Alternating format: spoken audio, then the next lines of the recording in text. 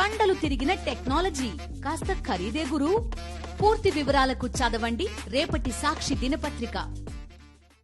తెలుగు రాష్ట్రాలలో వరద బాధితుల సహాయార్థం తెలుగు సినీ స్టార్స్ పెద్ద ఎత్తున విరాళాలు ప్రకటిస్తున్నారు. కష్టాల్లో ఉన్న వారిని ఆదుకునేందుకు తమ వంతుగా సాయం ప్రకటిస్తున్నారు. విపత్తు నుంచి తెలుగు ప్రజలంతా త్వరగా కోలుకోవాలని చెప్పుకొస్తున్నారు. భారీ వర్షాలు, వరదలతో ఏపీలోని విజయవాడ, తెలంగాణ రాష్ట్రంలోని ఖమ్మం జిల్లాలు పూర్తిగా నీట మునిగాయి. జనజీవనం అంతా అస్తవ్యస్తమైంది. ప్రభుత్వం అందించే సాయం కోసం ఎదురు చూస్తున్నారు. ఈ సమయంలో బాధితులకు అండగా నిలిచేందుకు సినీ తారలు ముందుకొస్తున్నారు. జూనియర్ ఎన్టీఆర్ తన వంతుగా ఆంధ్రప్రదేశ్, తెలంగాణ ముఖ్యమంత్రుల సహాయ నిధికి చెరొక 50 లక్షలు విరాళంగా ప్రకటించాడు.